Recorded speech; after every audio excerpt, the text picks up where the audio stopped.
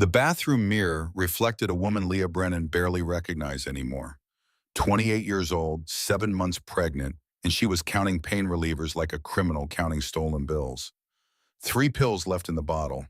She'd taken one this morning for the dull ache in her lower back, the kind that came from sleeping wrong, or maybe from the way her shoulders stayed permanently tense these days, waiting for the next moment to go wrong. Her hand trembled as she twisted the cap back on. Not from pain, from the calculation running through her head.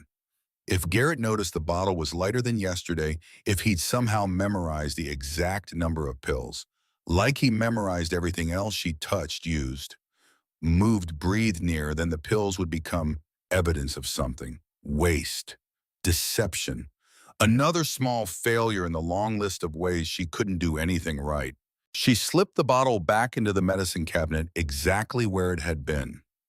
Not an inch to the left. Not pushed further back. Exactly. The afternoon sun slanted through the small window above the toilet, casting a rectangle of light across the white tile floor. Outside, somewhere in the neighborhood, a dog barked. A car door slammed. Normal sounds from a normal Tuesday afternoon in a normal subdivision in Middle America, where houses sat in neat rows and mailboxes matched, and everyone's lawn looked basically the same. Except nothing about this house was normal anymore. Not for her. Leah moved her hand to her stomach, feeling the firm swell beneath her loose cotton dress. The baby shifted, a small roll of movement that pressed against her palm. 7 months, 13 weeks left. She'd been counting down the days like a prisoner marking time, except she didn't know if the birth would be a release or just another lock clicking into place. She walked out of the bathroom, her bare feet silent on the hardwood floor Garrett had insisted they install last year. Everything in this house was his insistence, his decisions, his vision of what their life should look like. She was just the person who lived inside it, moving carefully through rooms that never quite felt like hers. The kitchen waited at the end of the hall, bright, clean, organized with military precision, because that's how Garrett wanted it. Spices alphabetized, canned goods facing forward, labels aligned. The kind of order that looked impressive to guests and felt suffocating to the person who had to maintain it. On the counter sat a piece of paper folded once. Leah knew what it was before she even picked it up. The grocery list, written in Garrett's precise block letters, each item followed by the exact brand size and maximum acceptable price. Chicken breast, Tyson family pack, not over $6.99 per pound. Whole wheat bread, Nature's Own, not store brand, 2 loaves. Grape tomatoes, organic, 1 container, not over $3.49. Milk, 2% Borden, 1 gallon. The list went on. 14 items. Each one a small test she had to pass. Each one a potential mistake waiting to happen. She picked up the second piece of paper beneath it. Cash. 3 $20 bills in exact change calculated down to the penny. Garrett had done the math before he left for work this morning. She had exactly enough money to buy exactly these items at exactly these prices. Not a dollar more. Not a chance to decide anything on her own. She folded both papers and slipped them into her purse. The same purse she'd carried for 4 years, because Garrett said it was wasteful to buy a new one when this one still functioned. Never mind that the strap was fraying or that the zipper stuck. It functioned. That was all that mattered. Leah pulled her phone from the counter and checked the time. 3:45. Garrett expected her to leave by 4, arrive at the store by 4:15, shop efficiently, check out by 4:45, and be home before he got back at 5:30.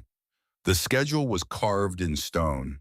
The security cameras he'd installed 2 years ago, ostensibly after break-ins in the neighborhood, but really to monitor her movements, would show what time she left. The odometer in the car would show how far she drove. If she stopped anywhere else, if she took too long, if she deviated from the expected route by even a few blocks, there would be questions. There were always questions. She grabbed her keys from the hook by the door. Not from the counter, not from her purse, from the hook where Garrett expected them to be. Because even the location of keys mattered in this house. The garage was dim and cool, Her car, a 7-year-old sedan Garrett had bought used because he said new cars were for people who didn't understand value sit waiting. She opened the door and slid into the driver's seat, the familiar worn fabric pressing against her back. The car smelled faintly of the vanilla air freshener hanging from the rearview mirror. Garrett's choice. Everything was his choice. She backed out of the driveway slowly, carefully, the way he taught her. No sudden movements. No wasted gait. Efficiency in everything. The grocery store was 12 minutes away. She'd made this drive hundreds of times. Past the elementary school with its empty playground. Past the strip mall with the dry cleaner, in the nail salon, in the insurance office. Past the intersection where the traffic light always seemed to catch her right when she needed to make the turn. Today it turned green just as she approached. A small mercy. She took it. The parking lot was moderately full for a Monday afternoon. Leah found a spot 3 rows back from the entrance and pulled in, centering the car carefully between the white lines because Garrett hated when people parked crooked. She turned off the engine and sat for a moment staring at the storefront through the windshield. She could do this. She'd done it dozens of times before. Get the items, stay on budget, don't deviate, don't make mistakes, don't give him a reason. Her phone buzzed. A text from Garrett. Did you leave yet? Not a question, a statement disguised as a question because adding the question mark would have implied she had a choice in answering. She typed back quickly. Just got to the store. Good. Remember, we need everything on the list. Don't forget, like last time. Last time she'd forgotten the grape tomatoes because they were out of the organic ones, and she'd thought maybe it would be okay to skip them since they weren't essential. It had not been okay. Garrett had spent 45 minutes explaining why following instructions mattered, why he couldn't trust her with simple tasks, why she needed to pay better attention. She hadn't forgotten an item since. Leah pushed open the car door and stepped out into the warm afternoon air. The sun sat low on the horizon, casting long shadows across the asphalt. A few people moved between cars, pushing carts, loading bags, living their normal lives with their normal problems. That probably didn't include counting pills or measuring odometer miles or memorizing the exact price of organic grape tomatoes. She pulled a shopping cart from the corral and started toward the entrance. The automatic doors slid open with a soft whoosh. Cool air and fluorescent lights washed over her. The store was busy but not crowded. Enough people to make her feel invisible. That was good. Invisible was safe. She moved through the produce section, first selecting the grape tomatoes with care. Organic, 1 container. She checked the price. $3.49 exactly. Perfect. Down the bread aisle. Nature's Own whole wheat, not store brand. 2 loaves, through the meat department. Chicken breast, Tyson family pack, checking each package until she found one at $6.89 per pound. Under budget by 10 cents. That was good.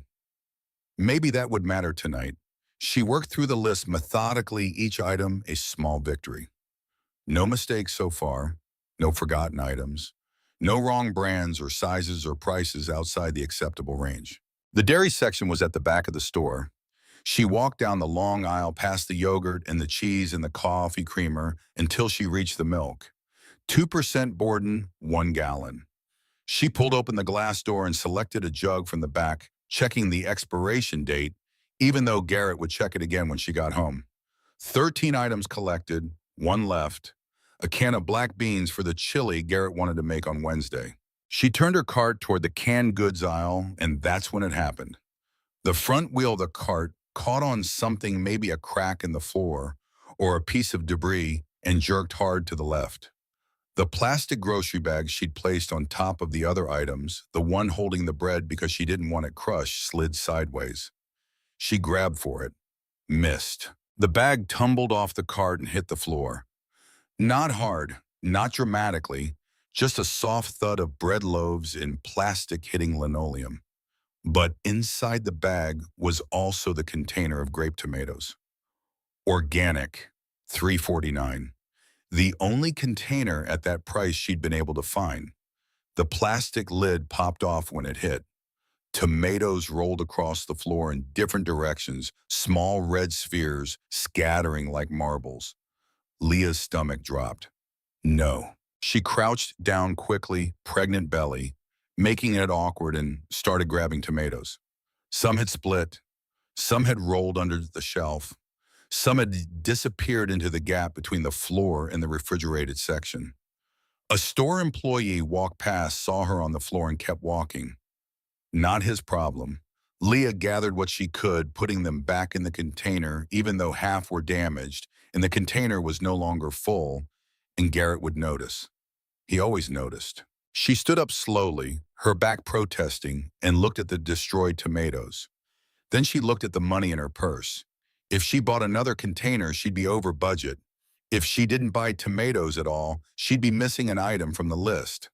There was no good option. She walked to the checkout with what she had, the damaged tomatoes, sitting in their cracked container like evidence of her failure.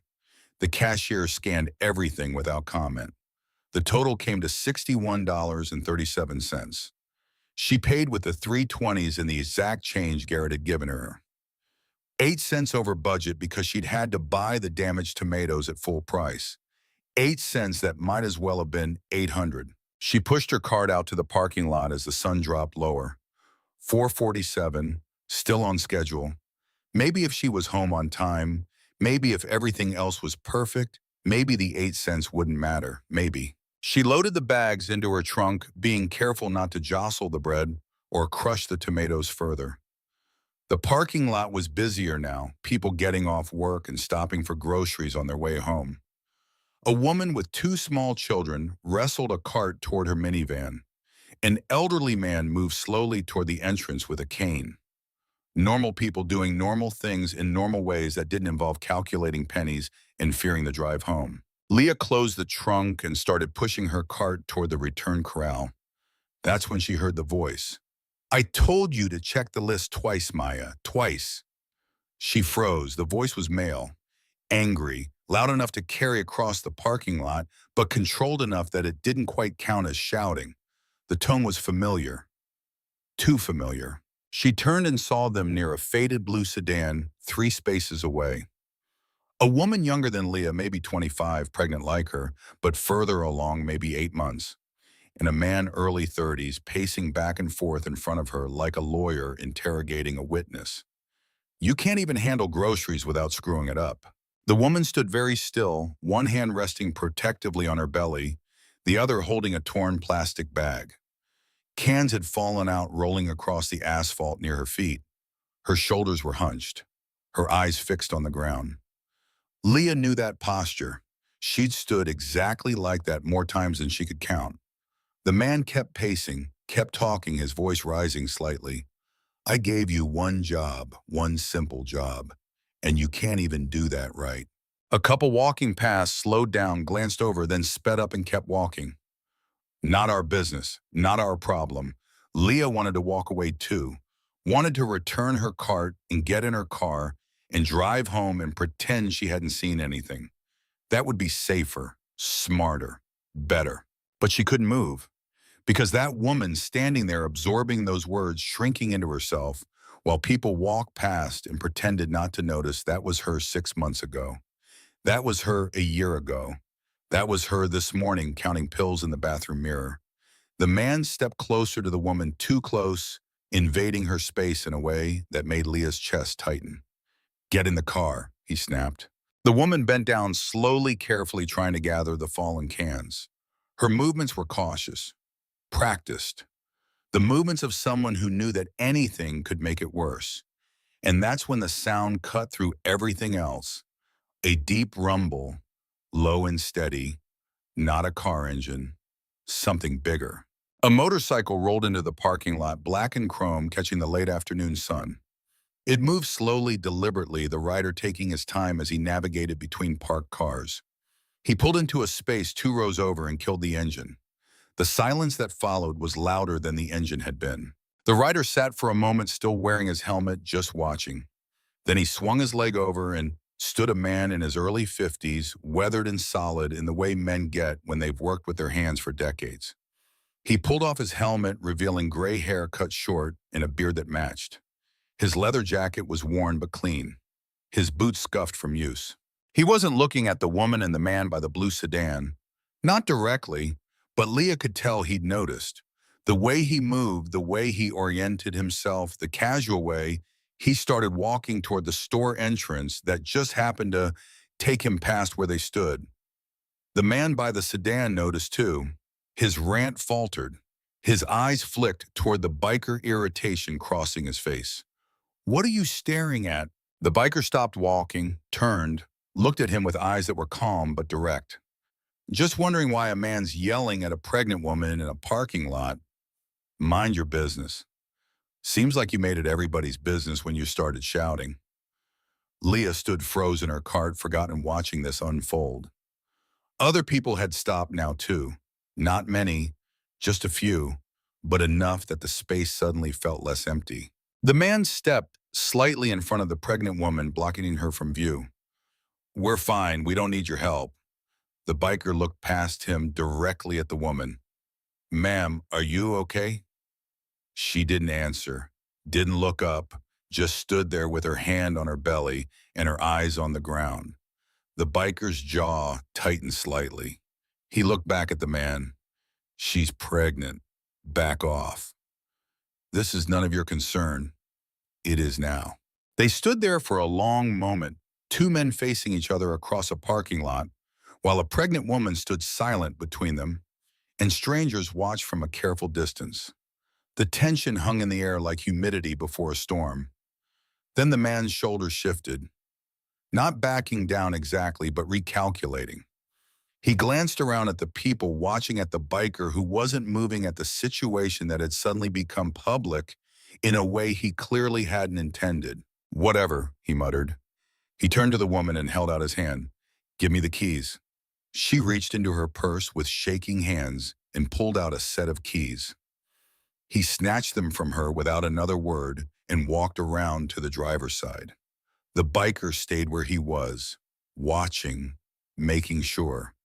The woman bent down again to gather the last of the cans. Her movements were slow, painful, like every motion took effort she didn't have. The biker crouched down beside her and started picking up cans. His movements were steady and unhurried, as if this small act mattered just as much as the confrontation. Leah's feet moved before her brain caught up. She pushed her cart forward and crouched down on the other side, reaching for a can that had rolled under a tire. The three of them worked in silence, gathering scattered groceries, while the man in the blue sedan sat in the driver's seat, engine running, hand on the horn. When the last can was collected, the biker pulled a plastic bag from his pocket and held it open while the woman placed the cans inside carefully. Then he tied it and handed it to her. "You okay?" he asked quietly. She nodded. The automatic response. The lie everyone tells. But then she shook her head. Just slightly, just enough. The biker's expression didn't change, but something in his eyes shifted. Recognition. Understanding. He reached into his jacket pocket and pulled out a small card. Business card size, white with simple black text. He held it between two fingers and offered it to her. "If you're not safe tonight," he said, voice low enough that only she and Leah could hear, "call that number." The woman stared at the card for a long moment. Then her hand moved quick and furtive, and she took it, palming it immediately so the man in the car wouldn't see. The horn honked again, longer this time, impatient. The woman stood up, clutching the bag of cans. She looked at the biker for just a second, something passing between them that Leah couldn't quite read. Then she turned and walked to the car. She opened the passenger door and slid inside.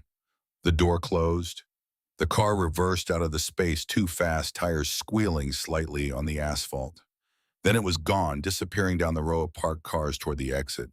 The biker stood there watching until it was completely out of sight. Then he turned and looked directly at Leah. She realized she was still crouched on the ground, holding a can of beans that had rolled away from everyone else. She stood up slowly, awkwardly, her pregnant belly making the movement harder than it should have been. "You all right?" he asked. She nodded, opened her mouth to say she was fine, to thank him and walk away, and get back to her own problems. But the words stuck because she wasn't all right, and they both knew it.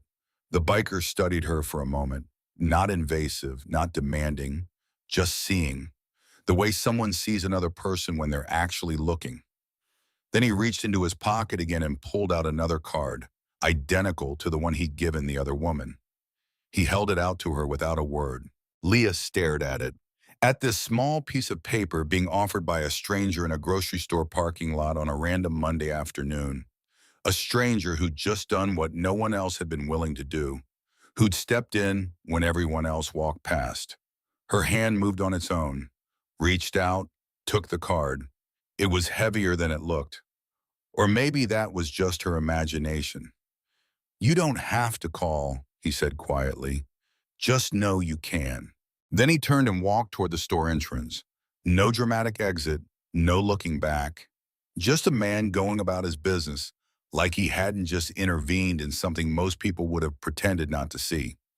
Leah stood there in the parking lot holding a can of beans in one hand and a business card in the other, watching him disappear through the automatic doors.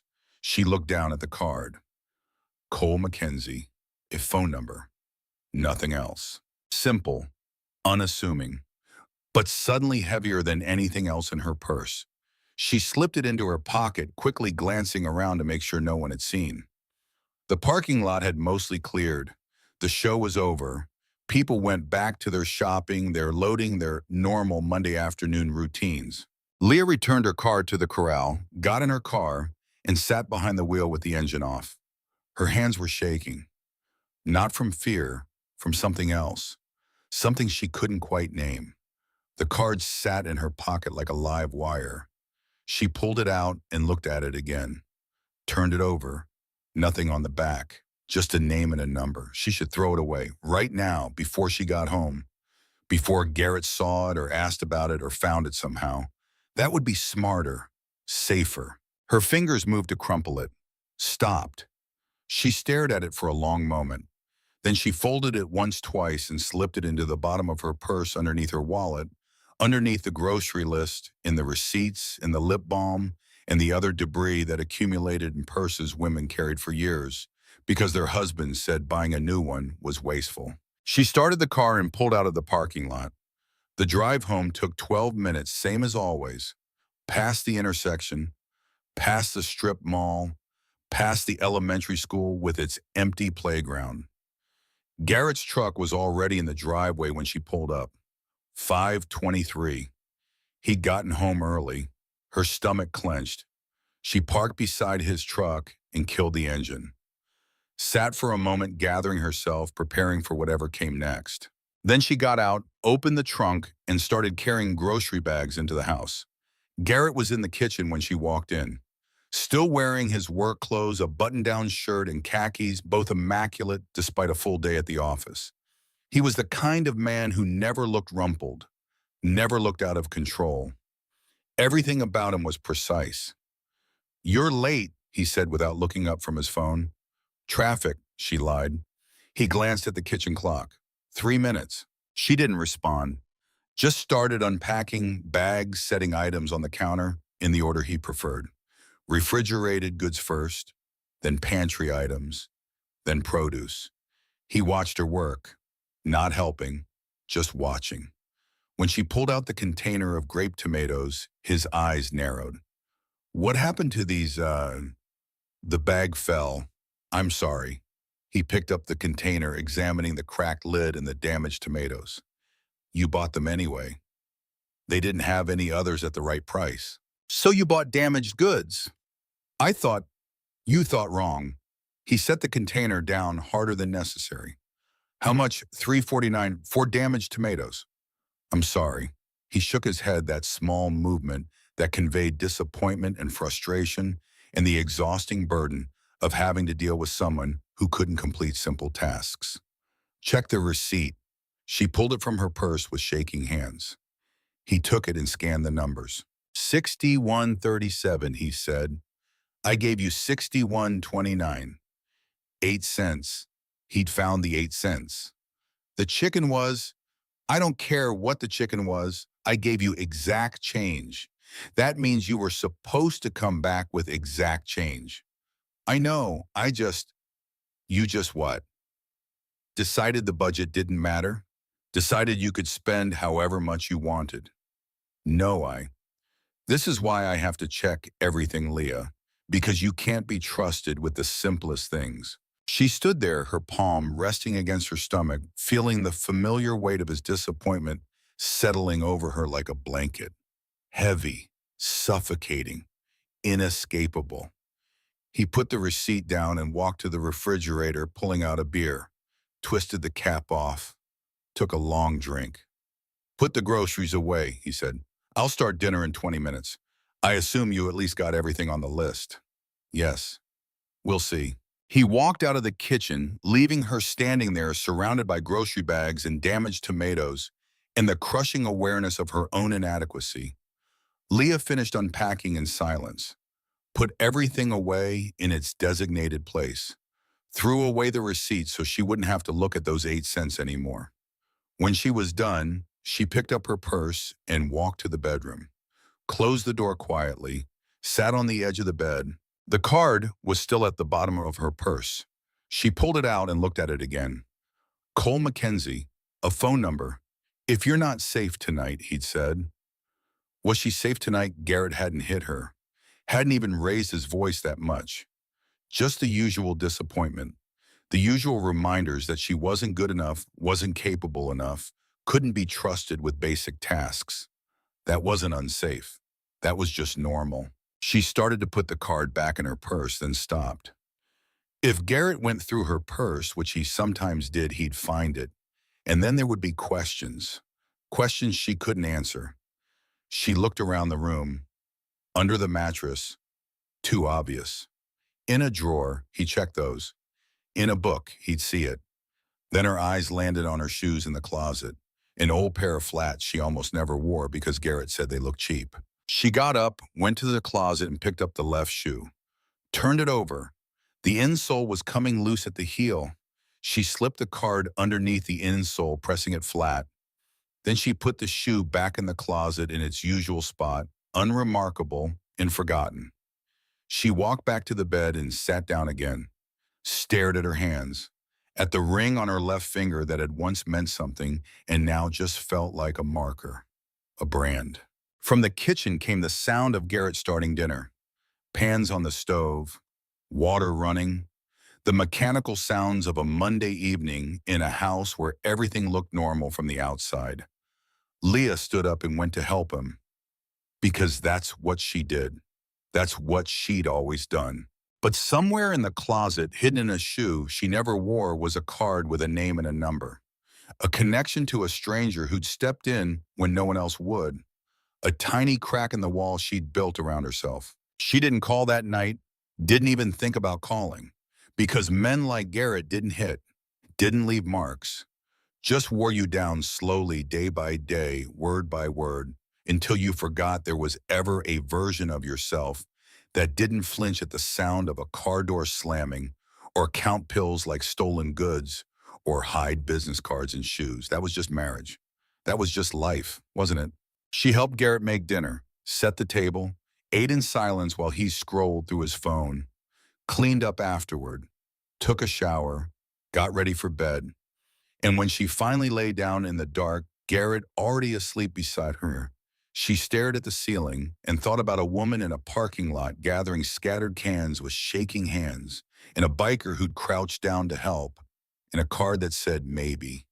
Just maybe she didn't have to do this alone. But she didn't call. Not yet.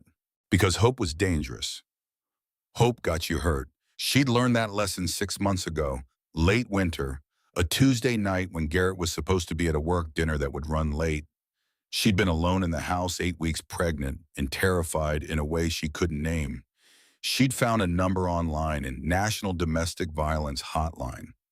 Had stared at it for 20 minutes before her fingers finally moved to dial. The phone had rung once, twice. Then she'd heard it. The garage door opening, Garrett's truck pulling in. He was home, an hour early. She'd hung up immediately, deleted the call log with shaking hands. shoved the phone in her pocket and moved to the kitchen, tried to look busy, tried to look normal. Hey, Garrett had walked in, loosening his tie. Dinner got canceled. Client had a family emergency. Oh, that's too bad.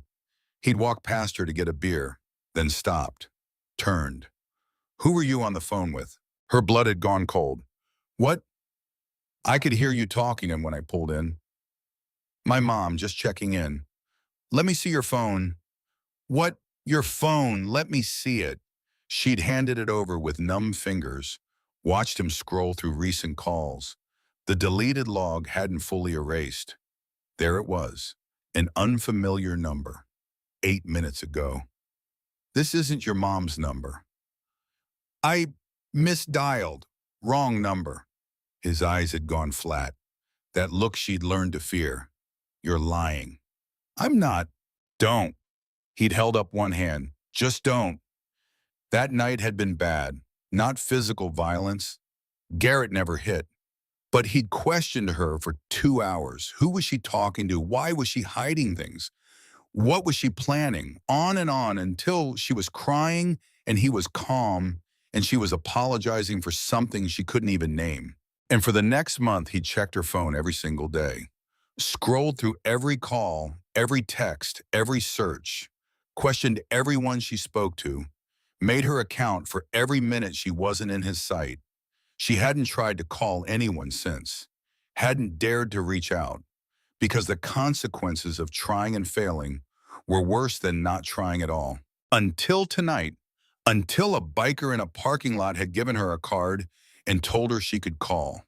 Until she'd seen another woman standing exactly where she'd stood and recognized the fear in her own reflection. So she pushed it down, buried it deep, and told herself that tomorrow would be better, that the 8 cents didn't matter, that the damaged tomatoes were just tomatoes, that the tightness in her chest when she heard Garrett's truck in the driveway was just pregnancy hormones. She told herself all the lies she needed to survive one more night. And in the closet, hidden in a forgotten shoe, a small white card with a phone number waited in the dark. Tuesday morning arrived the way it always did, light creeping through the blinds, the alarm on Garrett's phone buzzing at exactly 6:15, his hand reaching over to silence it before the second buzz. Everything on schedule, everything controlled. Leah lay still, pretending to sleep while he got up and moved through his morning routine. Shower, shave, coffee. The sounds were as predictable as a metronome. She'd learned to time her breathing to them, to keep her eyes closed, to wait until he left before she allowed herself to move freely. She heard him in the kitchen, the coffee maker gurgling, the refrigerator opening and closing, his footsteps moving from room to room with purpose and precision. Then his voice closer than she expected, standing in the bedroom doorway. I'm working from home today. Her eyes open. She turned to look at him. He was already dressed, holding his coffee mug, watching her with an expression that was calm on the surface, but carried something else underneath, something harder. I thought you had that meeting, she said carefully, rescheduled it, figured I'd spend the day here. Keep you company. Keep you company. The words landed like stones. He'd never worked from home on a Tuesday before, never rescheduled meetings to stay with her. The change in pattern sent a warning signal through her nervous system, the kind animals feel before earthquakes. Oh, she said. Okay. I'll set up in the spare room. You won't even know I'm here. But she would. She always knew. He left the doorway, and she heard him moving down the hall, settling into the spare bedroom they'd converted into his home office. The door closed, the sound of his laptop opening, keys clicking. Leah got up slowly and went through her own morning routine. Shower, dress in loose clothes that accommodated her growing belly, brush teeth, comb hair. All the mechanical actions of preparing for a day that suddenly felt different in a way she couldn't quite name. When she emerged from the bathroom, Garrett's door was still closed. She could hear him on a phone call, his voice muffled but steady, talking about quarterly projections and resource allocation and all the corporate language that filled his days. She made herself breakfast, toast and orange juice because anything more complicated required energy she didn't have. She sat at the kitchen table and ate slowly, staring out the window at the neighbor's fence and the strip of grass and the absolutely nothing that filled her view.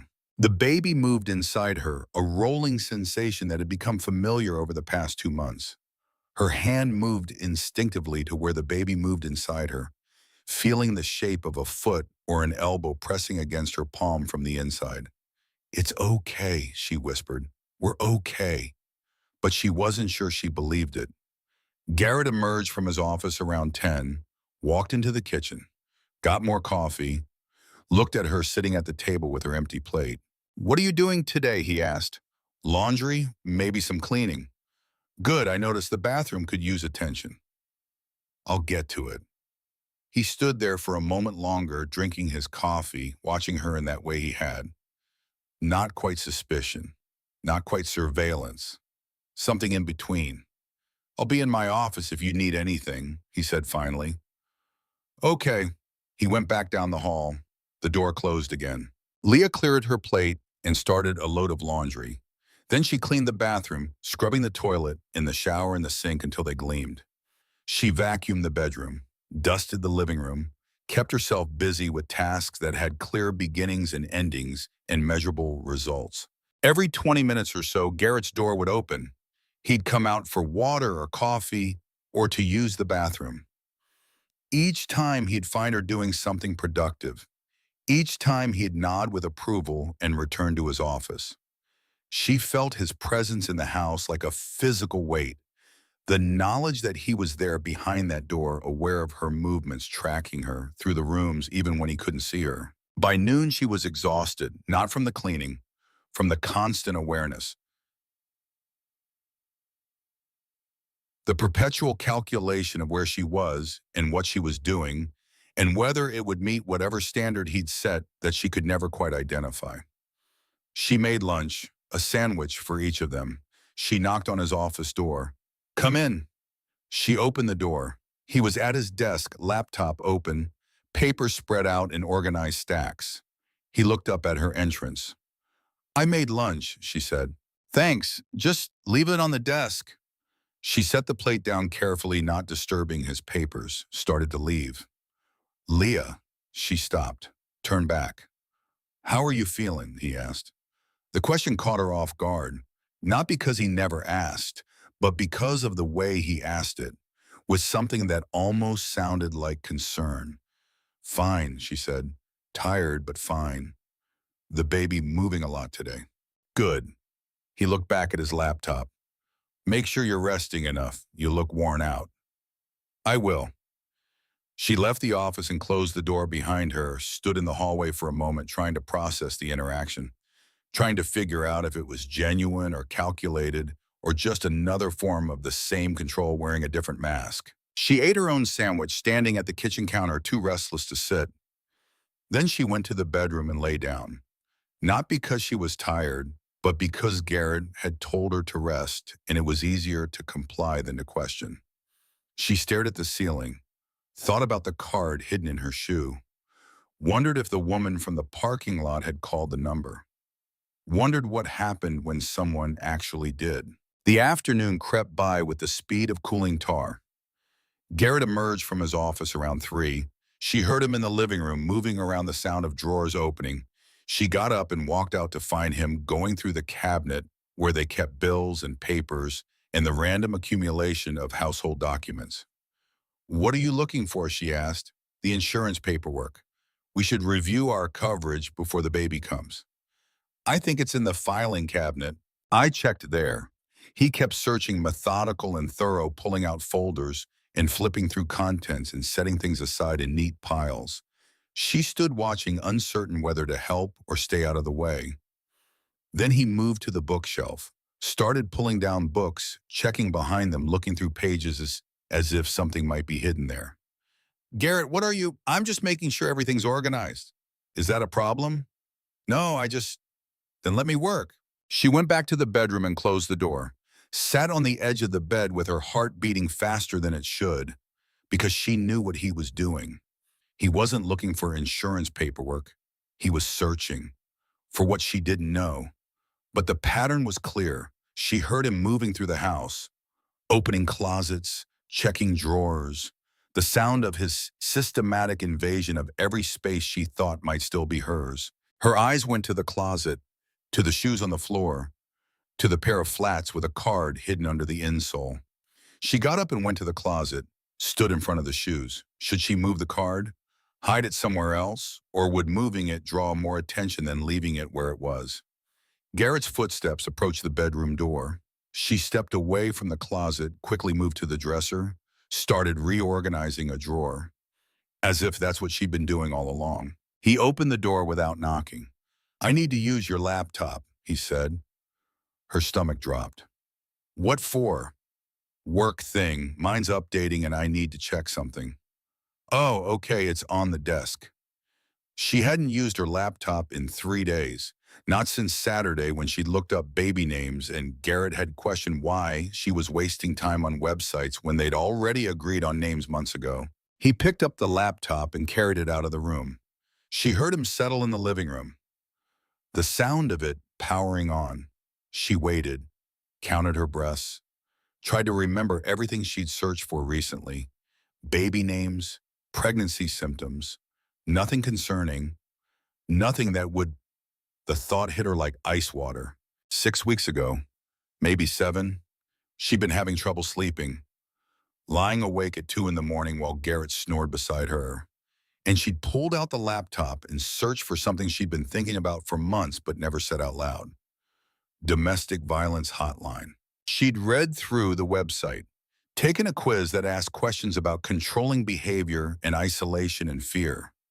Scored high enough that the website suggested she might be in an unsafe situation and provided resources.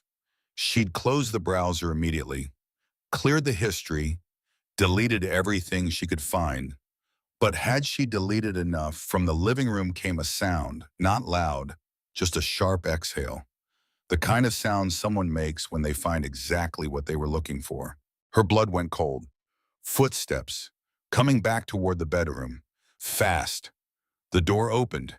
Garrett stood there holding her laptop screen facing her. His expression was controlled, but his eyes were hard, flat, the way they got right before everything went wrong. "Want to explain this?"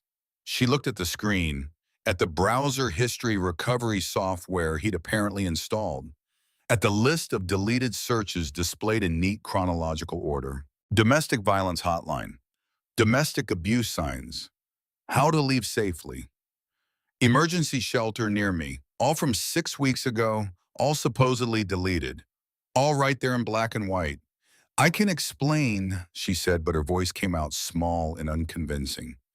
"You can explain why you've been looking up abuse hotlines while carrying my child.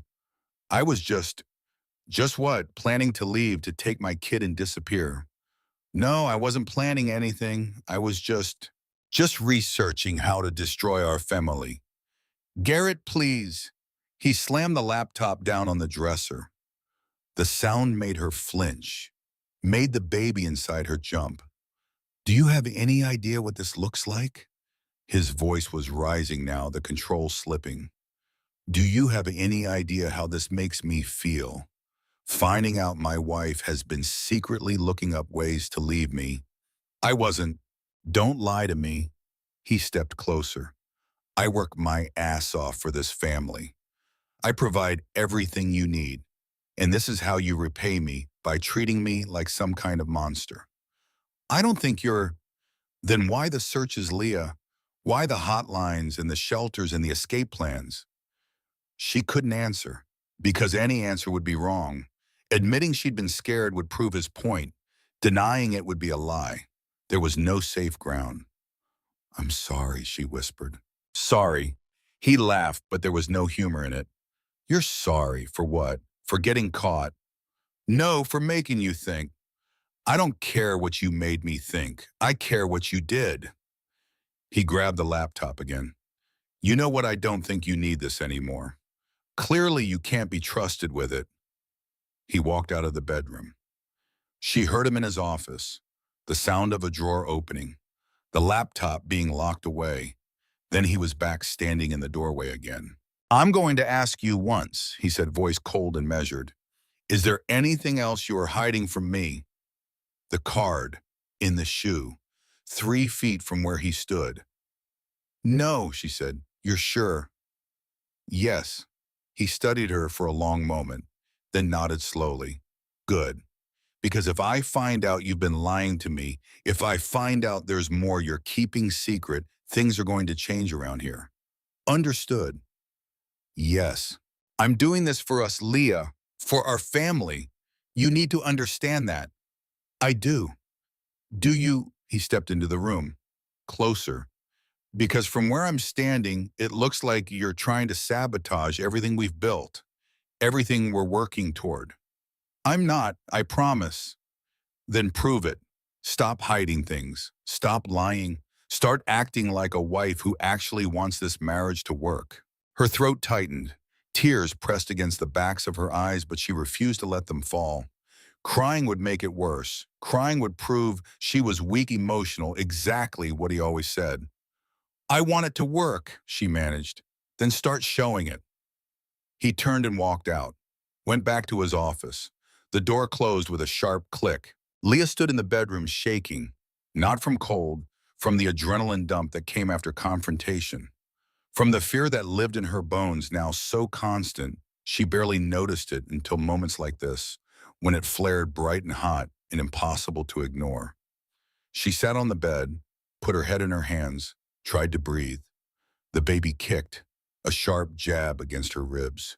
She rested her palm against her stomach, feeling the movement. I'm sorry, she whispered to the life inside her. I said, "Oh, sorry." The rest of Tuesday passed in heavy silence.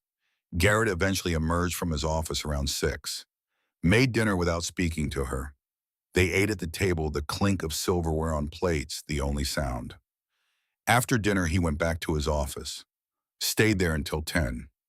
When he finally came to bed, he didn't look at her, just changed into pajamas, got under the covers, turned off the light. Leah lay in the dark, listening to his breathing even out as he fell asleep, listening to the house settle, listening to the silence that felt louder than any words. She didn't sleep, just stared at the ceiling and counted hours until morning. Wednesday arrived gray and cold. Garrett got up at his usual time, showered, dressed, came back to the bedroom where she was still lying in bed. I'm going into the office today, he said, but I'll be checking in regularly. Okay. If you leave the house, I want to know where you're going. I'm not planning to go anywhere. Good. He paused at the door. I love you, Leah. I hope you know that. Everything I do is because I love you. She nodded because that's what he needed her to do. He left. She heard the garage door open and close, his truck starting, driving away. She got up and went to the window, watched until his truck disappeared around the corner. Then she went to the closet, pulled out the old flats, lifted the insole. The card was still there. Cole Mackenzie, a phone number. She held it for a moment, then put it back. Not yet. She wasn't ready yet. The day passed slowly. She did laundry, cleaned the kitchen, made herself lunch, all the normal tasks of a normal Wednesday. Her phone buzzed periodically. Text from Garrett. How's your day going? What are you doing? Everything okay? She answered each one promptly. Fine, laundry. Yes. At 3:15, her phone rang. Garrett's number. She answered, hello. Where are you? His voice was tight, controlled. Home in the kitchen. What are you doing? I was just about to start dinner prep. Turn on the camera. The security cameras. She'd almost forgotten about them. Garrett could access them from his phone at any time. Watching, always watching. I'm turning it on, she said. She walked to the kitchen and stood where the camera could see her, held up her phone so he could verify she was where she said she was. Satisfied, she asked, and immediately regretted the edge in her tone. Silence on the other end. Then I'll be home early today, around 4:30. Okay. He hung up without saying goodbye. Leah stood in the kitchen, phone in hand, staring at the camera mounted in the corner. The little red light that meant it was recording. Had been recording. Was always recording. She'd known about the cameras. Garrett had installed them 2 years ago after a rash of break-ins in the neighborhood. For security, he'd said, for safety, but she understood now. They weren't for security from strangers. They were for security from her. She started preparing dinner because that's what Garrett expected. Chicken, rice, vegetables. Simple, predictable. At 4:25, she heard his truck in the driveway.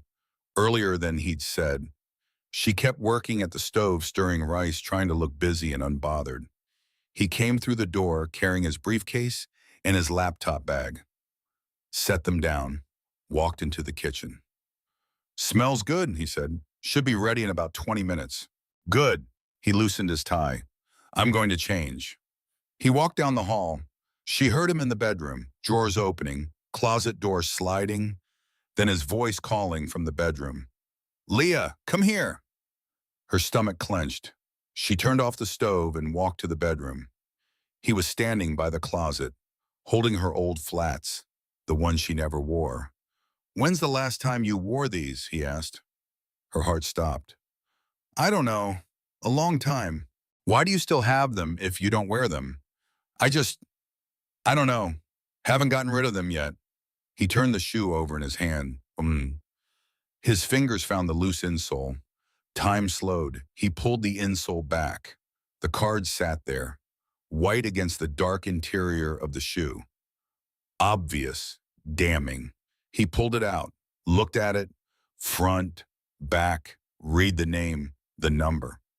When he looked up at her, his expression was perfectly calm, perfectly controlled. And that was worse than anger. "Cole Mackenzie," he said quietly. "Want to tell me who that is?" I... Her voice failed. She tried again. "Someone at the grocery store gave it to me." "Gave it to you?" "He saw me drop the groceries. He helped pick them up. He gave me his card." "Why?" "I don't know." "You don't know why a strange man gave you his phone number?" "He gave them to lots of people. It's some kind of what, Liam?" He stepped closer. "Some kind of hotline, is that what this is?" She couldn't answer, couldn't think. The room felt too small. First the laptop searches, now this. He held up the card. "How long have you been planning this?" "I'm not planning anything." "Don't lie to me." "I'm not lying." "Then explain." His voice rose, the control finally cracking. "Explain why you have some man's phone number hidden in your shoe. Explain why you're looking up abuse hotlines. Explain why my pregnant wife is acting like she's trying to escape." "I'm not trying to escape." "Then what are you trying to do?" "Nothing. I'm not trying to do anything."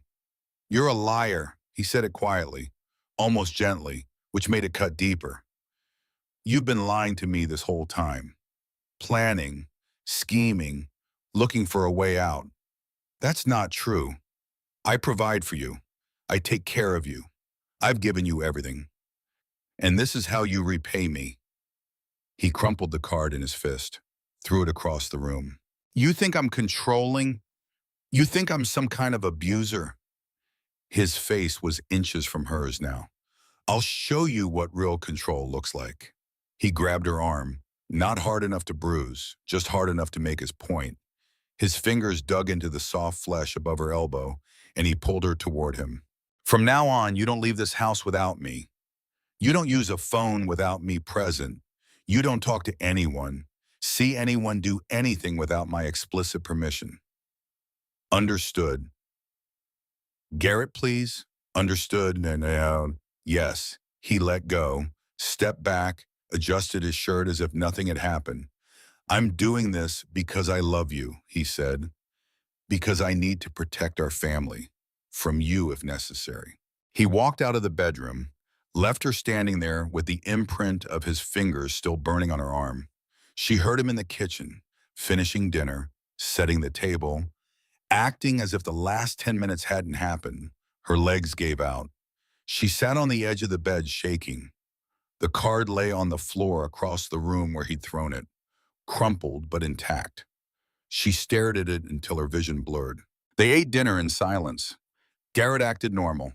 pleasant even, commented on the chicken, poured her water, asked about her day as if he hadn't just gone through her belongings and found evidence of her planned betrayal. After dinner, he helped her clean up, washed dishes while she dried, put everything away in its proper place. I think we should have an early night, he said. You look exhausted. It was 7:30. Okay, she said. They brushed teeth, changed into pajamas, got into bed. He kissed her forehead. I love you. I love you too. He turned off the light. She lay in the dark listening to his breathing, waiting for it to even out, waiting for sleep to claim him. It took 20 minutes. When she was certain he was asleep, she slipped out of bed, moved silently across the room, found the crumpled card on the floor. She took it to the bathroom, closed the door, turned on the light, smoothed out the wrinkles as best she could. The number was still readable. She sat on the edge of the bathtub, holding the card in shaking hands, staring at a phone number that might be nothing or might be everything. Cole Mackenzie, a stranger from a parking lot who'd given her a card and told her she could call if she wasn't safe. Was she safe? Garrett hadn't hit her. Not really. The grab had been firm but not violent. The words had been harsh but not screaming. Nothing police would care about. Nothing anyone would believe. But her arms still ached where he'd held it. Her chest still felt tight.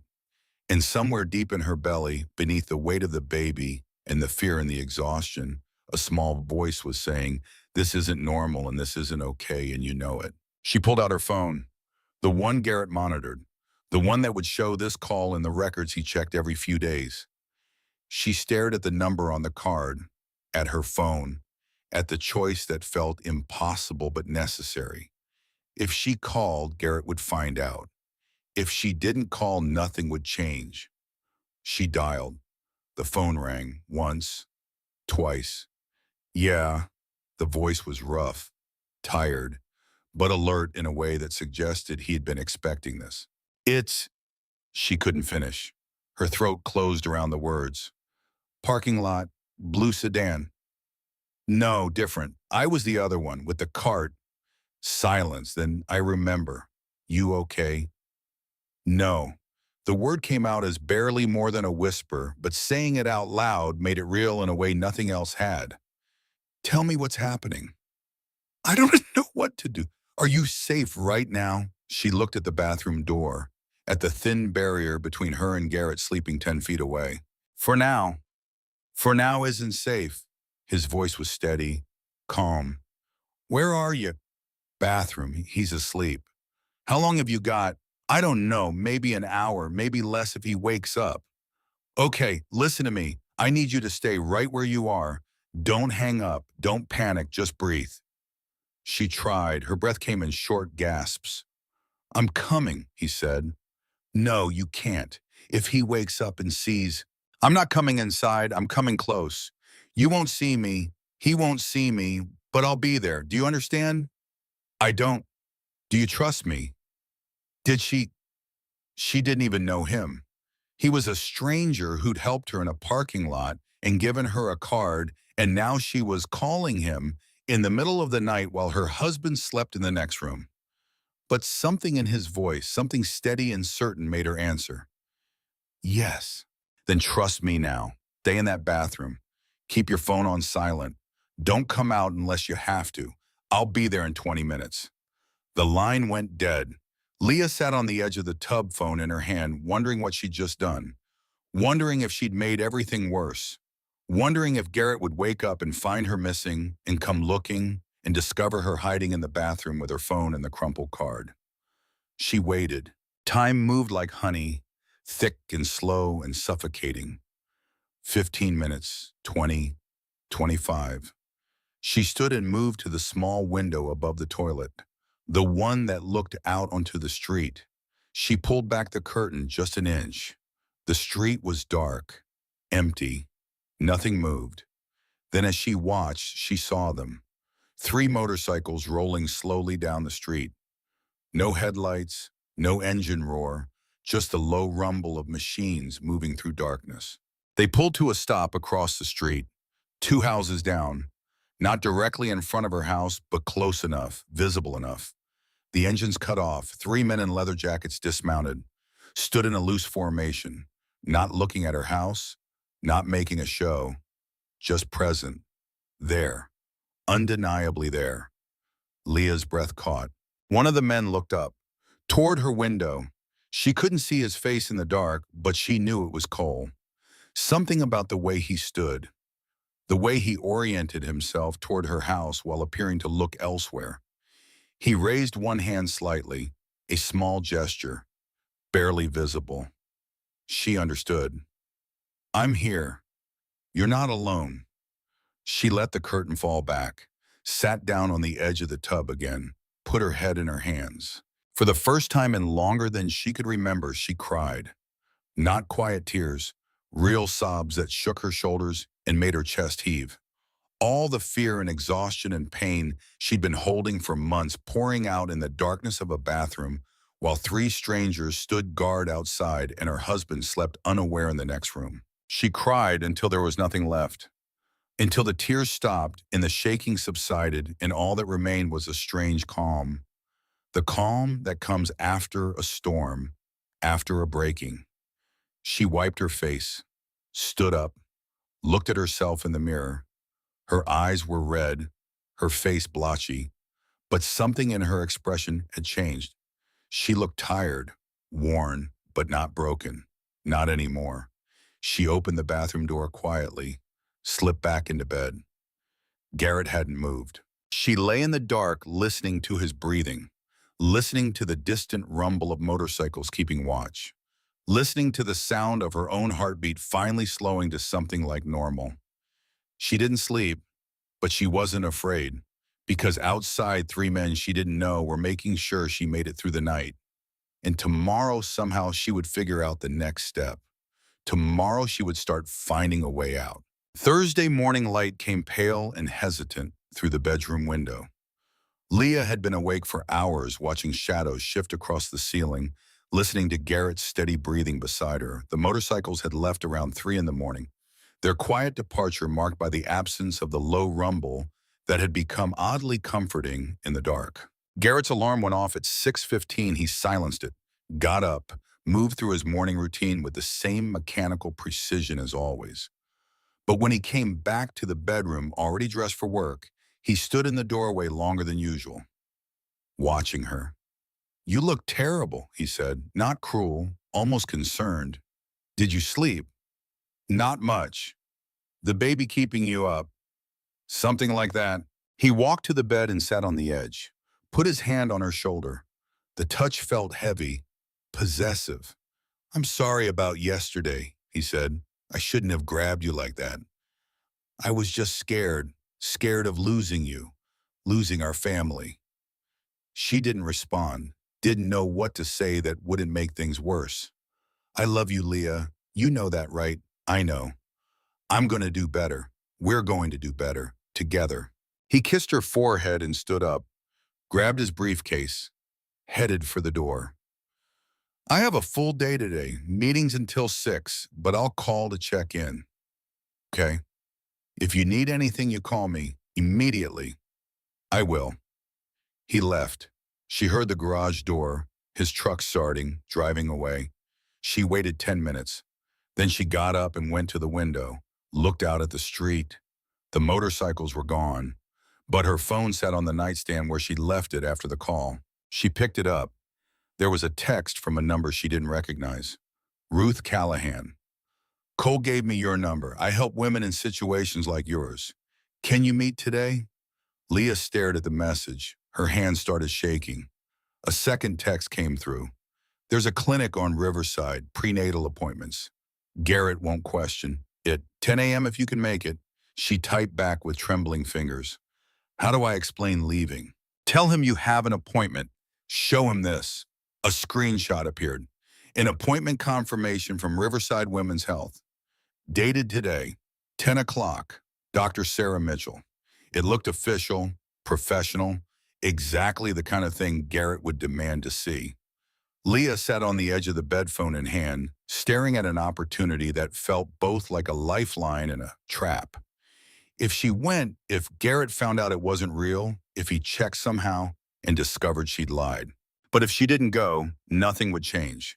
She forwarded the screenshot to Garrett, typed a message. I have a prenatal appointment this morning at 10. Just got the reminder. Should I reschedule? The response came within 2 minutes. No. Go. Text me when you get there and when you leave. Okay? And Leah, yes, drive safe. Both of you. She stared at the message, the way he had phrased it. Both of you, a reminder, a claim. You're carrying my child, and I own that too.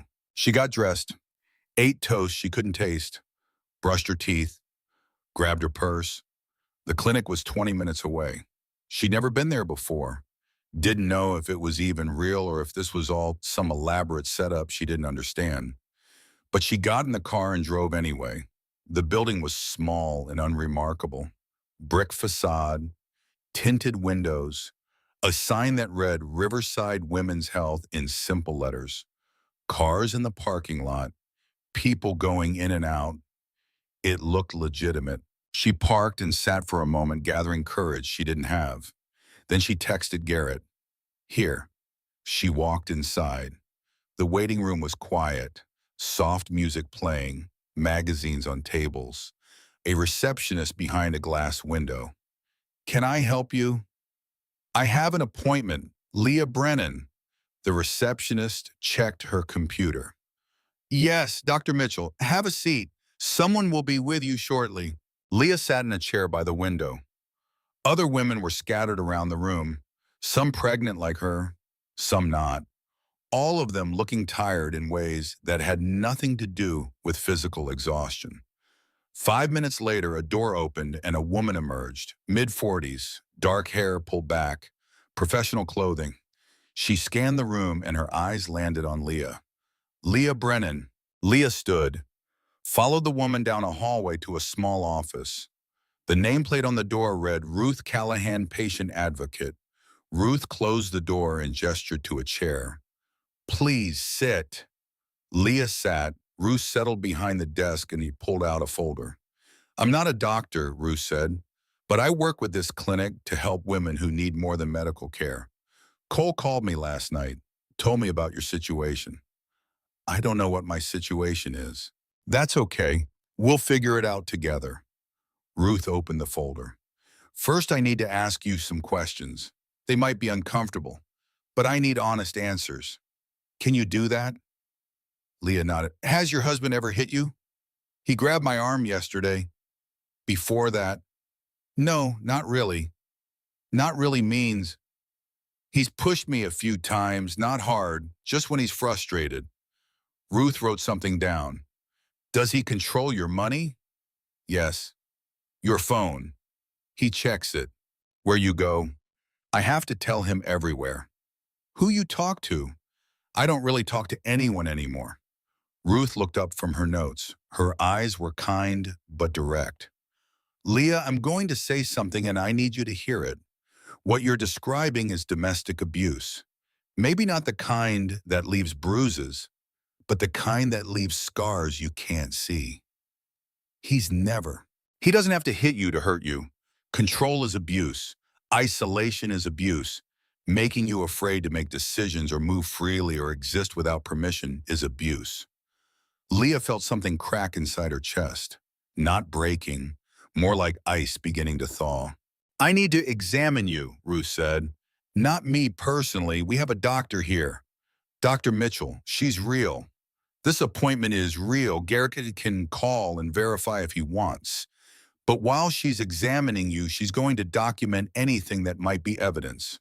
Bruises, stress markers, anything that shows what's happening to you and to your baby.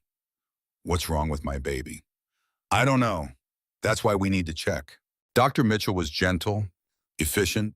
She examined Leah thoroughly, took her blood pressure, checked the baby's heartbeat, did an ultrasound. Leah watched the screen, watched the small shape of her child moving inside her. Arms, legs, a head, a heartbeat flickering like a strobe light. Everything looks normal physically, Dr. Mitchell said, but your blood pressure is elevated, not dangerous yet, but concerning for someone your age without other risk factors. What does that mean?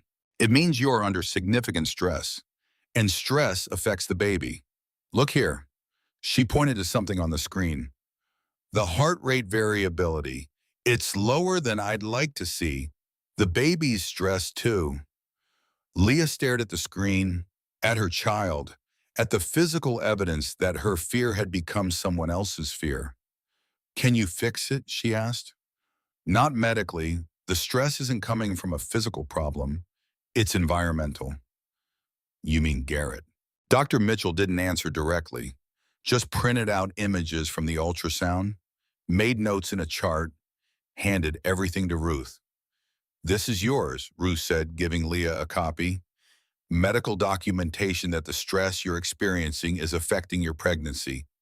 It's evidence, legal evidence. Evidence of what? That your husband is endangering your unborn child. That's a crime in this state, not one that always gets prosecuted, but one that carries weight when you need protection. Leah took the papers with numb hands. Ruth pulled out more documents. I need you to do something for me over the next 2 days. I need you to document everything. Every time he checks your phone, every time he questions where you've been, every time he makes you feel afraid or controlled or unsafe. Write it down, date it, time it, be specific. He'll find it.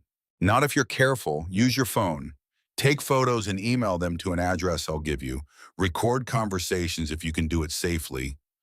We're building a case, not just for you, for your baby. A case for what? For getting you out, safely, legally, permanently. Leah left the clinic at 11:30 with a folder of medical records and instructions she didn't fully understand. She texted Garrett, leaving now. Everything's fine with the baby. Good. Come straight home. She drove the 20 minutes back, pulled into the driveway, went inside. The house felt different. Or maybe she felt different, like she'd left one version of herself at the clinic and come home as someone slightly changed. She spent the afternoon doing exactly what Ruth had told her. She started documenting. Garrett called at 1 o'clock. What are you doing? Laundry. Nothing else. Just laundry. The doctor said everything was fine. Yes. Good, I'll be home at 6. She hung up and immediately opened the Notes app on her phone. Typed the date, the time, the fact that he'd called to check on her location and activities. Sent it to the email address Ruth had given her. At 3 o'clock, he called again. She documented it. At 4:30, he texted asking what she was making for dinner. She documented that too. By the time he got home, she had 6 separate entries. Small things, things that seemed meaningless on their own, but together they painted a picture. Friday was worse. Garrett worked from home again, set up in his office but emerged every 30 minutes, checking on her, watching her, making sure she was exactly where she was supposed to be. She documented all of it. Timestamps, direct quotes when she could remember them, the feeling of being monitored in her own home. At one point, she went to the bathroom and took a photo of the bruise on her arm where he'd grabbed her 2 days ago. It had darkened, purple and yellow fingerprints clear against her skin. She sent it to Ruth's email. Garrett questioned her at dinner. You seem distracted. Just tired. Worried about the baby. A little. The doctor said everything was fine. I know. Then there's nothing to worry about. She nodded, ate food that tasted like cardboard, cleared the table while he watched.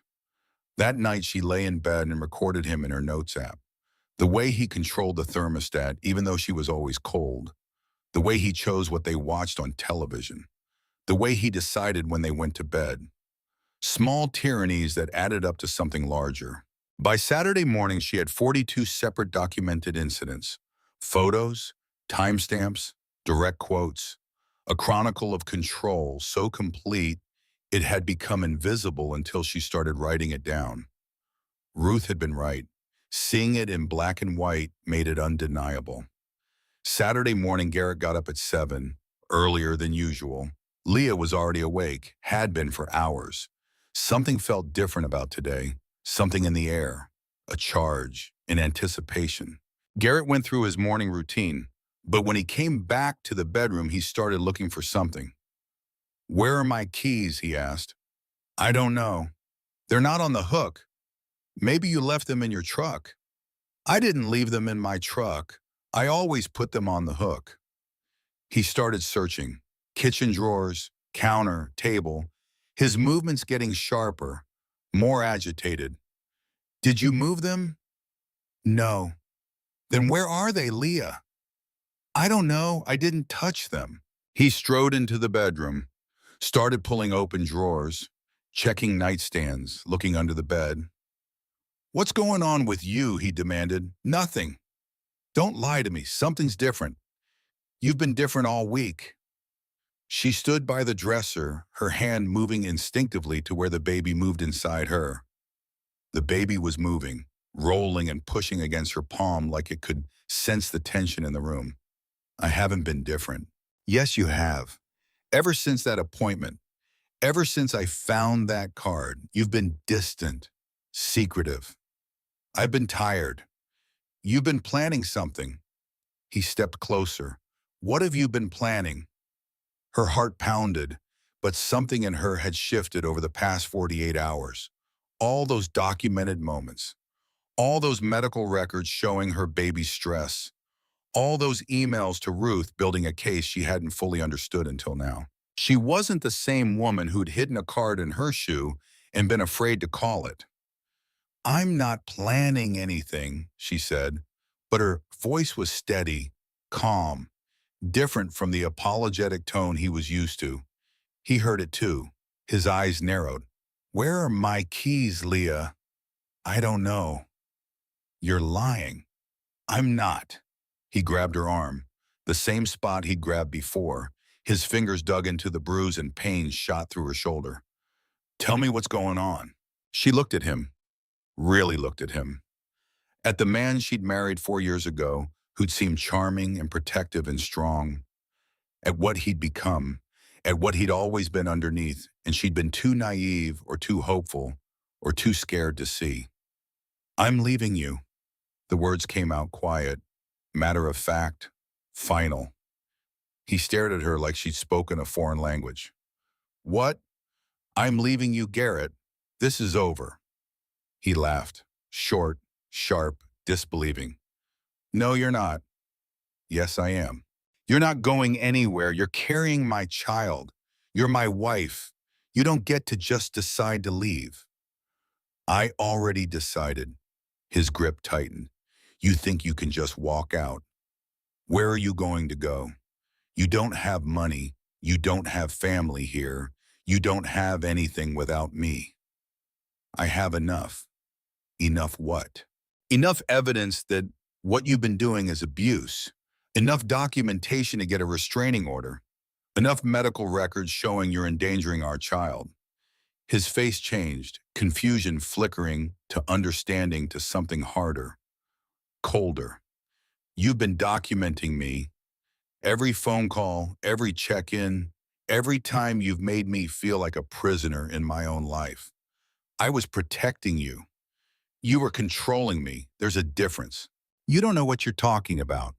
I know exactly what I'm talking about, and so do the people who are about to help me prove it." He let go of her arm, stepped back. "What people?" The knock at the door came like punctuation. 3 sharp raps. Firm, intentional, impossible to ignore. Garrett turned toward the sound. Leah saw his shoulders tense, saw him calculating, weighing options. "Who is that?" he asked. "Why don't you answer it and find out?" He walked to the front door. Leah followed at a distance. Her heart was hammering, but her hands were steady. Garrett opened the door. Cole Mackenzie stood on the porch. Same leather jacket, same calm presence. But this time he wasn't alone. 2 other bikers flanked him, silent, solid, witnesses, and beside them stood a police officer. Uniform crisp, badge visible, hand resting near his belt in that casual way that suggested readiness. And next to the officer was Ruth Callahan, holding a folder, thick with papers. Garrett stared at all of them. What is this? Cole spoke first. This is where it stops. I don't know who you think you are. I'm the person who gave your wife a number to call when she wasn't safe, and she called it. Officer Whitmore stepped forward, not aggressive, just present. Mr. Mercer, I'm Officer Dale Whitmore. I need you to step back from the door. This is my house. Sir, step back, please. Garrett looked at the officer, at the bikers, at Ruth with her folder, then back at Leah standing in the hallway behind him. What did you do? He asked her. Ruth answered for her. She documented everything you did to her, every controlling behavior, every moment of fear, every instance of abuse. I never touched her. You grabbed her arm hard enough to leave bruises. You monitored her constantly. You isolated her from support systems. You endangered her unborn child through sustained psychological abuse. Ruth opened the folder.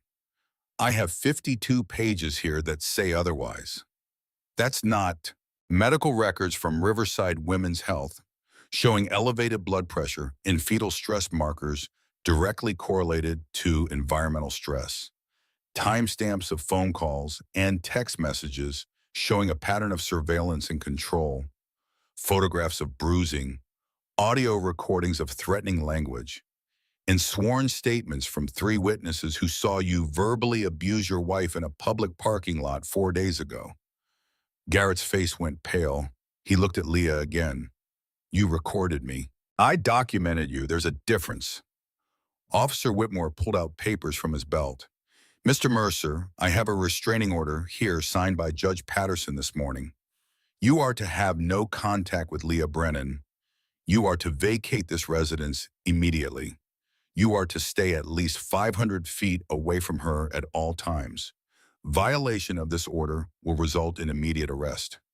This is my house. Actually, Ruth said, it's a marital asset that will be determined in divorce proceedings. But for now, the order stands. You need to pack a bag and leave.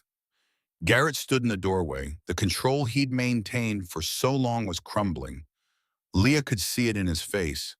The disbelief, the anger, the fear. Leah, he said, we can work this out. We can go to counseling. We can fix this. She walked forward until she was standing beside the officer, until she could look Garrett in the eye. There's nothing to fix. You broke something that can't be repaired, and I'm not giving you another chance to finish the job. I love you. No, you don't. You love controlling me.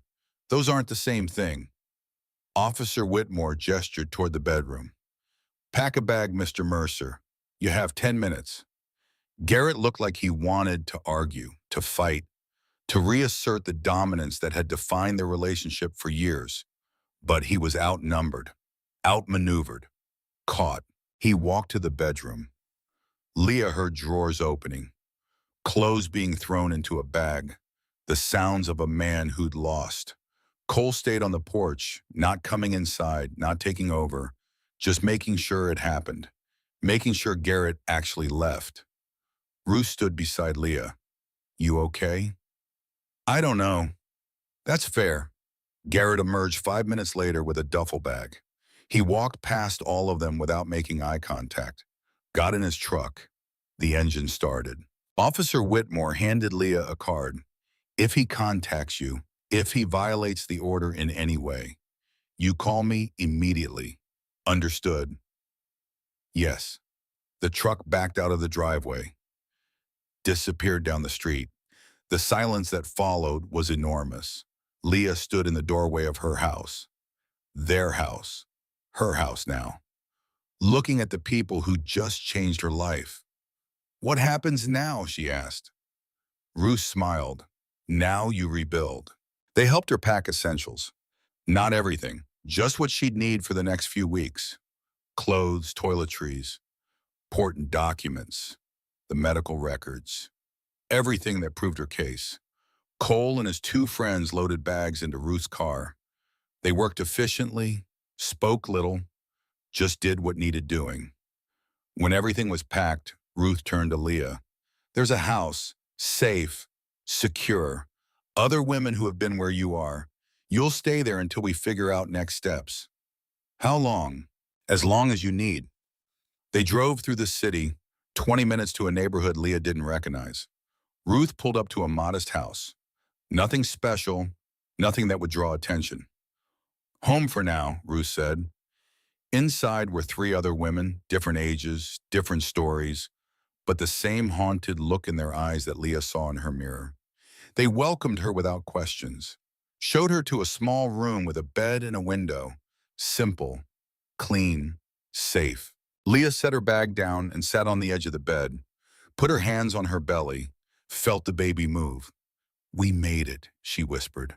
We're okay now. The weeks that followed were a blur.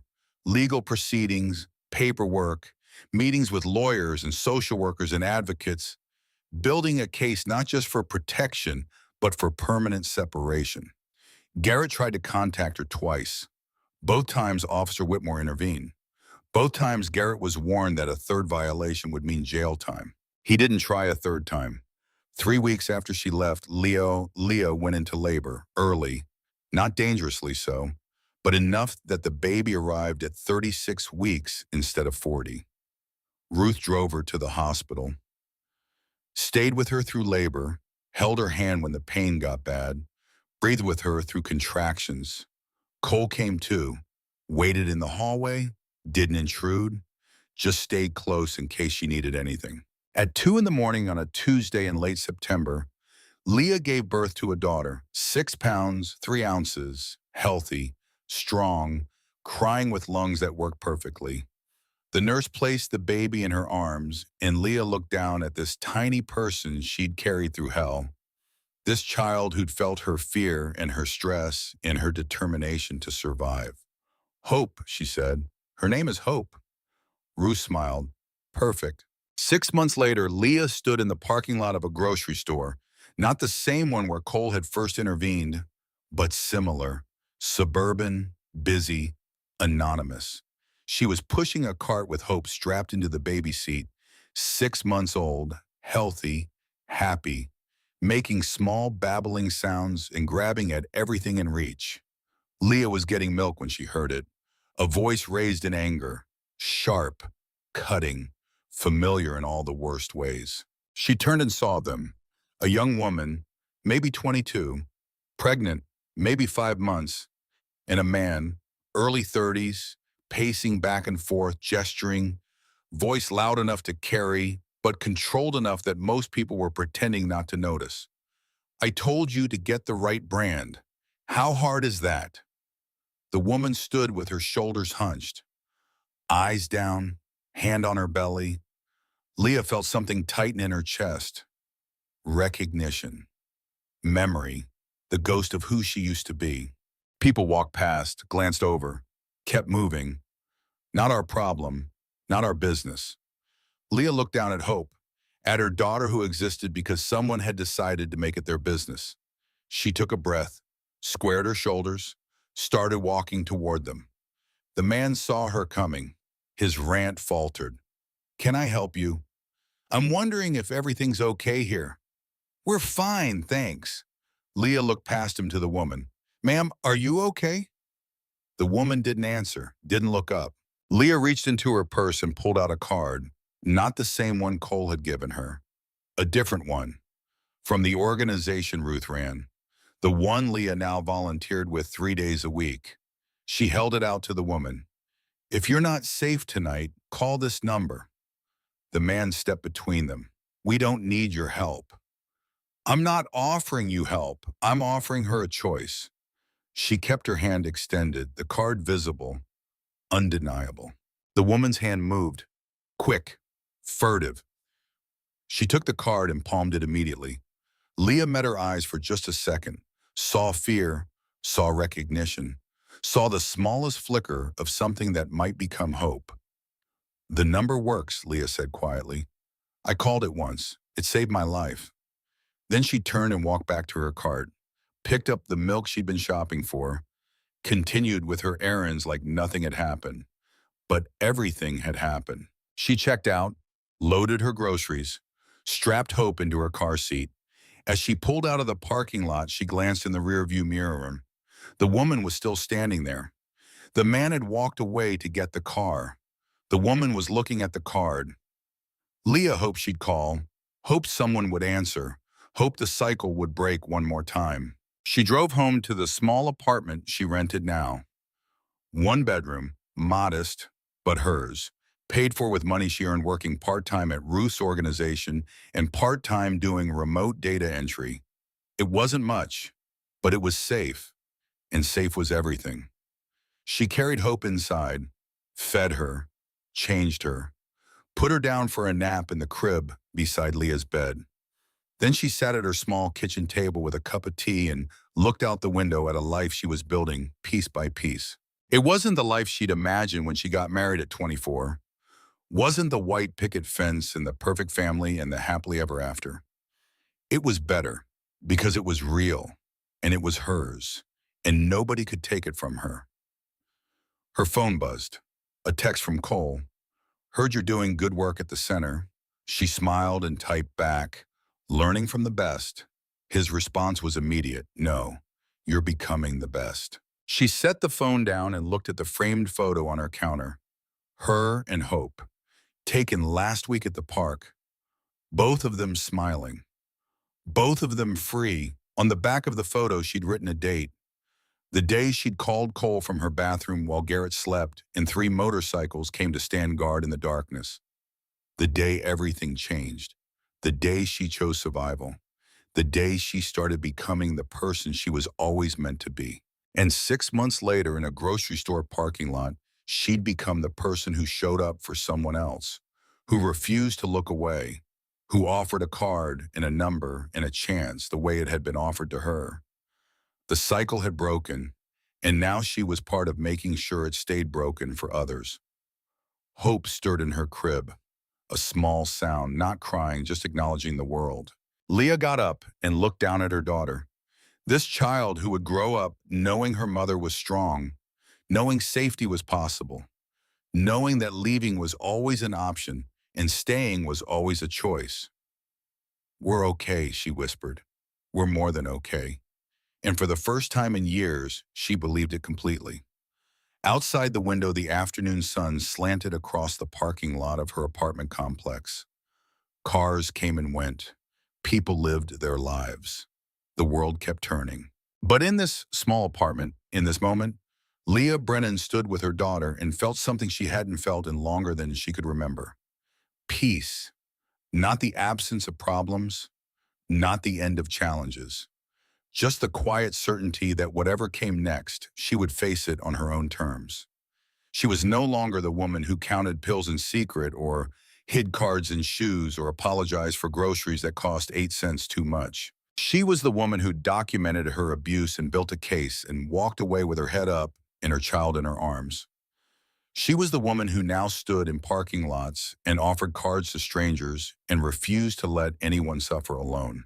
She was a survivor, a mother, a volunteer, a voice for others who hadn't found theirs yet.